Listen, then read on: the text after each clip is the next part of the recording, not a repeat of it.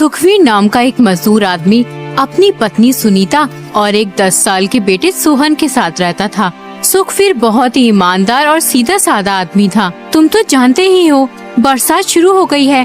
पिछली बार बरसात के दिन कितनी मुश्किल से कटे थे। घर की छत जगह जगह से टूटी हुई है।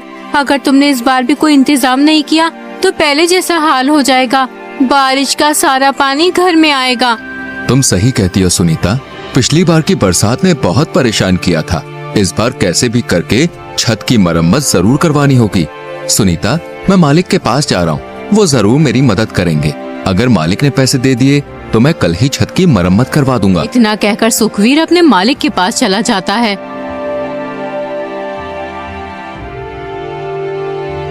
मालिक, तुम तो जानते ही हो, इस समय घर में एक भी पैसा नहीं है।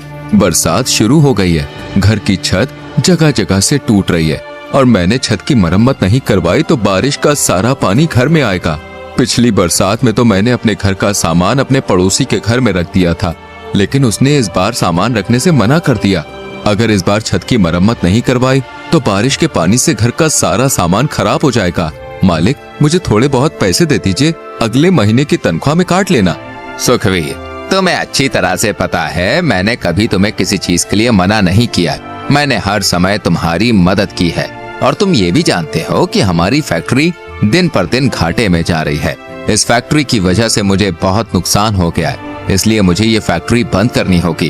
तुम भी अपने लिए कहीं और काम तलाश कर लो। मालिक, ऐसे में मुझे कहाँ काम मिलेगा? मैं तो आपसे बस थोड़े पैसे उधार लेने आया था, लेकिन आपने तो मुझसे मेरा रोजगार ही छीन लिया। सुखवीर, मैं तुम्हारी परेशानी समझता हूँ, लेकिन मैं भी मजबूर हूँ। जब धंधा ही चौपट हो गया तो मैं तुम्हें पैसे कहाँ से दूँ? सुखवीर, मुझे भी तुम्हारी तरह अपने परिवार की चिंता है। मुझे भी कोई दूसरा काम देखना होगा घर के गुजारे के लिए। बेचारा सुखवीर मायूस होकर अपने घर चला जाता है। सुनीता, मालिक ने पैसे देने से मना कर दिया है। इस बरसात में उनका भी हाल हमारी ही तरह है। मालिक ने फैक्ट्री बंद कर दी है, इसलिए मुझे भी काम से निकाल दिया गया। अब मुझे कोई और काम तलाश करना होगा। ये तो बहुत बुरा हुआ जी। ऐसी बरसात में कहाँ काम मिलेगा? पहले तो छत की चिंता थी, लेकिन अब तो काम भी नहीं रहा। जब काम ही नहीं है तो छत की मरम्मत कैसे होगी? सुनीता, तुम परेशान मत हो, मैं कल जाकर जरूर कोई काम ढूंढ लूंगा। अगर ईश्वर ने चाहा तो हम इस छत की मरम्मत भी करवा देंगे। अगले ही दिन सुखवीर काम की तलाश में निकल जाता है।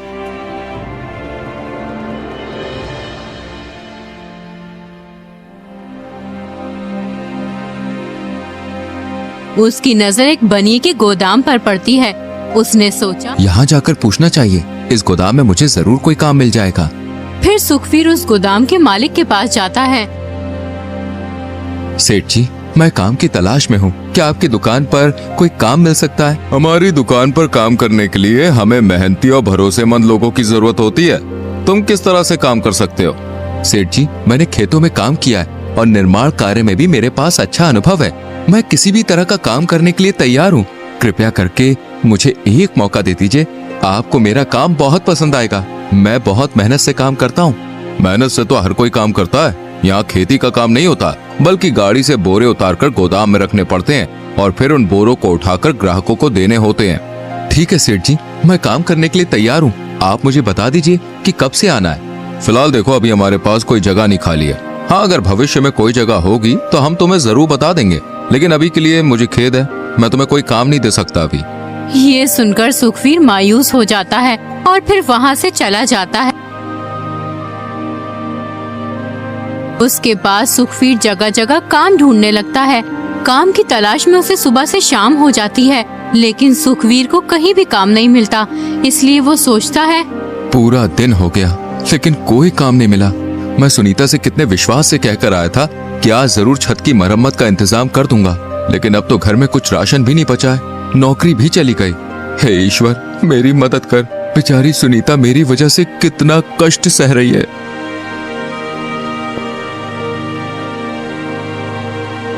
सुखवीर थक हार कर चाय वाले की दुकान पर बैठ जाता है।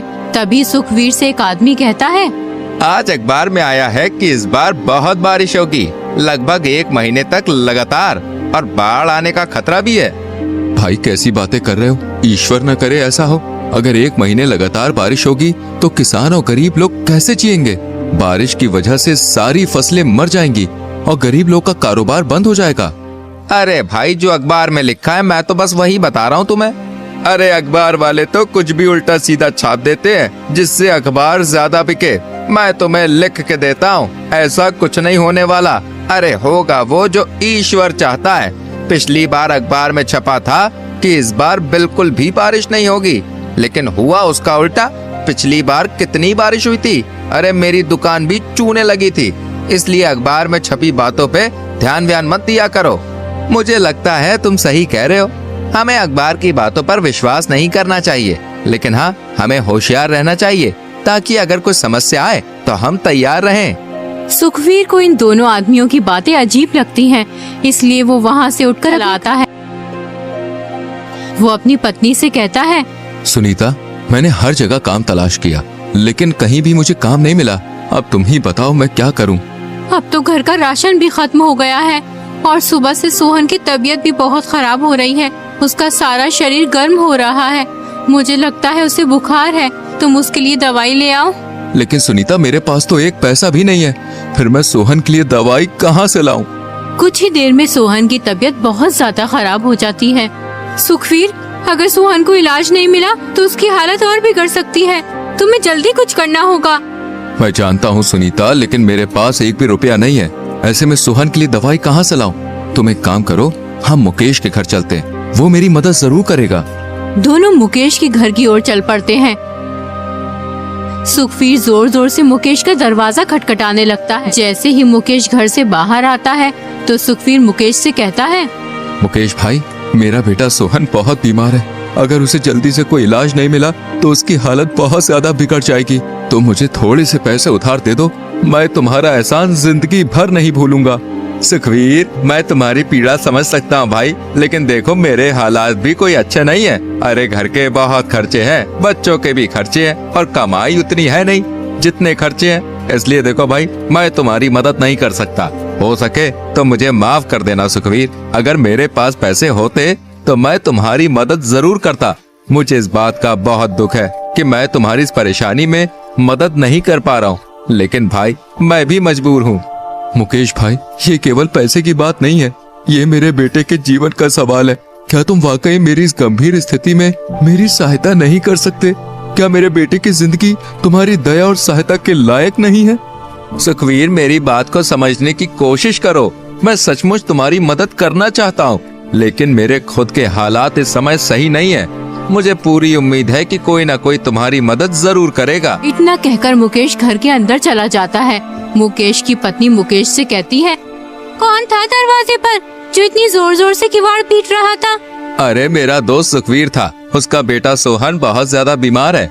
उसके इलाज के लिए उधार पैसे मांगने आया था। मैंने साफ मना कर दिया उधार पैसे देने के लिए। लेकिन सुखवीर तो बहुत अच्छा दोस्त था तुम्हारा। उसने तुम्हारी मुश्किल वक्त में बहुत बार मदद की है, फिर तुमने उन्हें पैसे उधार देने से क्यों मना कर दिया? अरे भाई, मैं कोई दानवीर नहीं हूँ जो किसी की भी मदद करता फिरूं। और रही बात दोस्ती की, दोस्ती केवल मैं तब तक रखता हूँ जब तक मुझे सामने वाले से फायदा होता है। चलो मानो अगर मैंने उसे पैसे उधार दे भी दिए तो वो मेरा पैसा लौटाएगा कैसे? अब तो उसकी नौकरी भी चली गई है। मुझे लगता है तुम्हें ऐसा नहीं करना चाहिए था। ईश्वर न करे उसके बेटे को कुछ हो गया तो मैं क्या करूं? अगर हो गया तो हो जाने दो, वो जाने, उसकी पत्नी जाने। अरे मेरे अलावा और भी बहुत लोग हैं, कोई ना कोई उसकी मदद कर ही देगा। ईश्वर का डर कीजिए, मुसीबत आते हुए देर नहीं लगती है। कहीं ऐसा ना हो तुम्हारा ये घमंड तुम्हें ले डूबे। अरे ये सब फालतू की बातें हैं, तुम इन बातों पे ध्यान मत दिया करो। वैसे भी ये कोई घमंड वाली बात नहीं है। अरे भाई, मेरा पैसा है, मैं किसी को दूं या ना दूं, मेरी मर्जी। उधर सुखवीर परेशान बेबस था। उसने सभी जानने वालों से पैसे उधार मांगे, लेकिन किसी ने भी उसे पैसे नहीं दिए। लोगों ने अलग अलग बहाने बनाकर उसकी मदद करने से मना कर दिया। कुछ ने कहा कि वह खुद भी परेशान है, कुछ ने कहा कि उनके पास पैसे नहीं है। उसकी स्थिति ऐसी हो गई कि वो सोचने लगा, क्या वास्तव में उसके लिए कोई नहीं है जो उसकी मदद कर सके? तभी सोहन अपनी माँ से कहता, माँ, मुझे बहुत ठंड लग रही है। ठंड से मेरा पूरा शरीर कांप रहा है। तुम कुछ करते क्यों नहीं? बच्चा मरने को तैयार है। मरता है तो मरने दो, इसे भी पता चले कि ये गरीब बाप के घर में पैदा हुआ है। मैं थक चुका हूँ लोगों से पैसे उधार मांग मांग के। कोई पैसे उधार देने को तैयार नहीं है। जबरदस्ती छीन के तो नहीं ला सकता ना मैं। ऐसा मत कहिए, तुम एक बार मुखिया जी के पास जाओ, वो हमारी मदद जरूर करेंगे। मुखिया जी से कहना हमारा बच्चा बीमार है, उसे इलाज की सख्त जरूरत है। मुकेश मुखिया जी के घर पहुंच जाता है। मुखिया जी से कहता है, मुखिया जी, मेरा बच्चा बहुत बीमार है, उसे इलाज की सख्त जरूरत है, लेकिन मेरे पास एक भी पैसा नहीं है जिससे मैं अपने बेटे का इलाज करवा सकूं। मैंने अपने यार दोस्त रिश्तेदार सभी से पैसे मांगे, लेकिन किसी ने मेरी मदद नहीं की। अब एक आप ही हो जो मेरी मदद कर सकते हो। सुखवीर, तुम्हारी बात सुनकर मुझे बहुत दुख हुआ। बुरे वक्त में कोई किसी की मदद नहीं करता। यार दोस्त रिश्तेदार केवल उसी वक्त तक साथ रहते हैं जब तक इंसान के पास पैसे होते हैं। गरीबी में सब मुंह मोड़ लेते हैं। लेकिन सुखवीर, मुझे ये कहते हुए और भी ज्यादा दुख हो रहा है कि मैं तुम्हारी मदद नहीं कर सकता। तुम तो जानते ही हो, इस बार की योजना में अभी तक सरकार ने 1 रुपया भी नहीं दिया है। गांव में जो भी छोटा मोटा काम हो रहा है वो सब मैं अपनी ही जेब से करवा रहा हूँ। मेरे ऊपर दुनिया भर का कर्ज हो रहा है और गांव वालों ने एक नया धंधा और बना लिया है। मुंह उठाए पैसे लेने चले आते हैं जैसे उनका बाप रख गया हो यहाँ। माफ करना सुखवीर, मैं तुम्हारे लिए नहीं कह रहा हूँ ये। गांव में और भी बहुत से ऐसे लोग हैं, वैसे मैं तुम्हें उनका नाम नहीं बता सकता। कोई बात नहीं मुखिया जी, जब अपनों ने ही मदद नहीं की तो फिर तुम कैसे कर सकते हो। अब तो ईश्वर की जो मर्जी है वही होगा। इतना कहकर सुखवीर अपने घर की ओर निकल पड़ता है और सोचने लगता है, आज लोगों ने साबित कर दिया कि कोई भी किसी का अपना नहीं होता। बुरे वक्त में तो कोई भी किसी का साथ नहीं देता है। सुखवीर ये सोच ही रहा था कि उसे बहुत तेज चक्कर आ गए और वो जमीन पर गिर पड़ा और फिर बेहोश हो गया। उधर से एक भला आदमी आ रहा होता है। उसने सुखवीर को बेहोश देखा तो उसे सुखवीर पर दया आ गई। अरे, ये तो बेहोश है, इसकी हालत तो बहुत गंभीर लग रही है। मुझे इसे यहाँ पर छोड़कर नहीं जाना चाहिए, ये बेसहारा और कमजोर है। भला आदमी सुखवीर को उठाकर ले जाता है और सुखवीर की खूब सेवा करता है। कुछ ही देर में सुखवीर को होश आ जाता है। ये मैं कहाँ हूँ? मैं तो अपने घर जा रहा था, फिर यहाँ कैसे आया? मुझे जल्दी से अपने घर जाना होगा। तुम रास्ते में बेहोश पड़े थे, इसलिए मैं तुम्हें अपने घर ले आया। तुम्हारा अभी अपने घर जाना ठीक नहीं रहेगा। पहले तुम्हें आराम करने की जरूरत है, उसके बाद अपने घर चले जाना। आपने मेरी मदद क्यों की? आप तो मुझे जानते भी नहीं हो, फिर भी आपने मेरी मदद की, मुझे अपने घर ले आए और मेरा इतने अच्छे से ख्याल रखा। देखो सुखवीर, जीवन में केवल खुद की मदद करना ही काफी नहीं होता है, बल्कि हम सब एक दूसरे की मदद के लिए हैं। जब कोई इंसान परेशान हो तो हमारा फर्ज बनता है कि उसकी मदद करें। हो सकता है कि तुमने अब तक लोगों के बुरे पहलू ही देखे हों, लेकिन मैं मानता हूँ कि अच्छाई भी इसी दुनिया का हिस्सा है। सच में, क्या आपको नहीं लगता कि लोग सिर्फ अपने फायदे के लिए ही जीते हैं, किसी और की परवाह नहीं करते, चाहे दूसरा जिए या मरे? हाँ, कुछ लोग ऐसे भी होते हैं, लेकिन हर कोई ऐसा नहीं होता है। कुछ लोगों के अंदर अच्छाई भी होती है। वैसे तुम बेहोश कैसे हो गए थे? तुम्हें देखकर ऐसा लगता है जैसे तुम्हारी हालत कुछ अच्छी नहीं है। मेरा बेटा बहुत बीमार है, मेरे पास एक पैसा भी नहीं है जिससे मैं उसका इलाज करवा सकूं। मैंने सभी से अपने बेटे के इलाज के लिए पैसे उधार मांगे, लेकिन किसी ने भी मेरी मदद नहीं की। मैं आखिरी उम्मीद लेकर मुखिया जी के पास गया था, लेकिन उन्होंने भी मुझे पैसे देने से इनकार कर दिया। मैं इसी सोच में डूबा हुआ था। अचानक मुझे चक्कर आ गए, उसके बाद मुझे कुछ भी याद नहीं। अब आँख खुली तो तुम मेरे सामने हो। तुम तो बड़ी मुसीबत में हो। अब तक तो तुम्हारे बेटे की हालत बहुत खराब हो गई होगी। तुम एक काम करो, जल्दी से अपने घर जाओ और अपने बेटे का इलाज करवाओ। वो भला आदमी सुखवीर को बहुत सारे पैसे देता है। इन पैसों से तुम अपने बेटे का इलाज करवाना और बचे हुए पैसों से कोई कारोबार कर लेना। जब कभी तुम्हारे पास पैसे हो तो मेरे लौटा देना। पर भाई, मैं तो तुम्हें जानता भी नहीं, लेकिन तुम मेरे लिए किसी भगवान से कम नहीं हो। मैंने देवी देवताओं का नाम सुना तो जरूर है, लेकिन कभी देखा नहीं था, और आज मैंने देख लिया। आपने एक अनजान आदमी की इतनी मदद की, इसका एहसान मैं जिंदगी भर नहीं भूल सकता हूँ। अरे भाई, मैंने ऐसा भी क्या कर दिया? ये कोई बड़ा काम नहीं है। अब तुम जल्दी जाओ और अपने बेटे को दिखाओ। सुखवीर जल्दी से अपने घर जाता है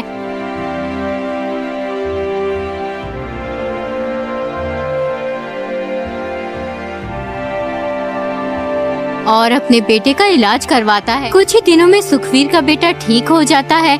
एक दिन सुनीता सुखवीर से कहती है, आपने मुझे बताया नहीं, आप पैसे कहाँ से लाए थे? सुनीता, ये पैसे मुझे एक आदमी ने दिए थे।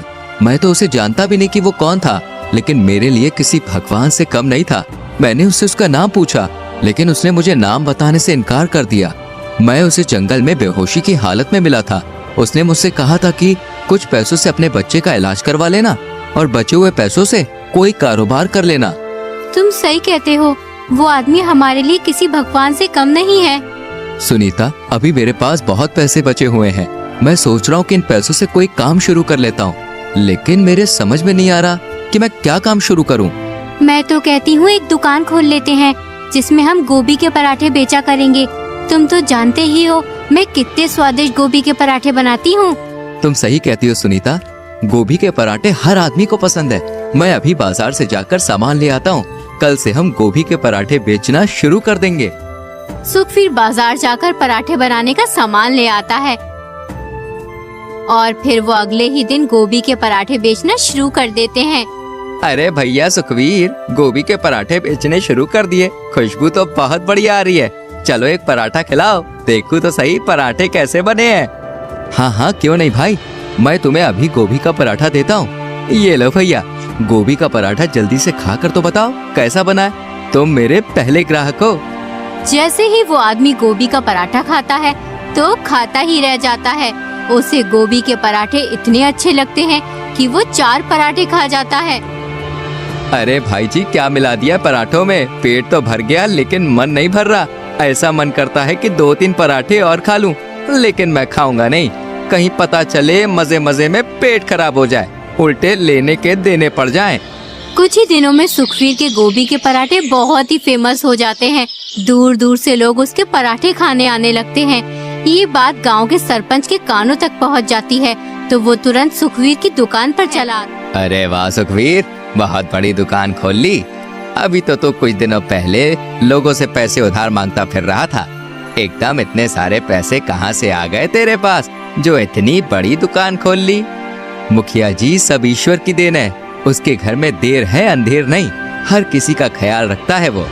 अरे बात तो बहुत ही ज्ञान की कर रहा है। तेरे गोभी के पराठों का नाम बहुत सुना है, जरा 1-2 पराठे मुझे भी तो खिला। हाँ हाँ, क्यों नहीं मुखिया जी। सुनीता, मुखिया जी को पराठे दो। जैसे ही मुखिया सुनीता के हाथ के पराठे खाते हैं वो तो सुनीता की तारीफ करने लग जाते हैं। अरे वाह, बहुत ही लजीज पराठे हैं। सुखवीर, तेरी पत्नी के हाथों में जादू है, भाई मानना पड़ेगा।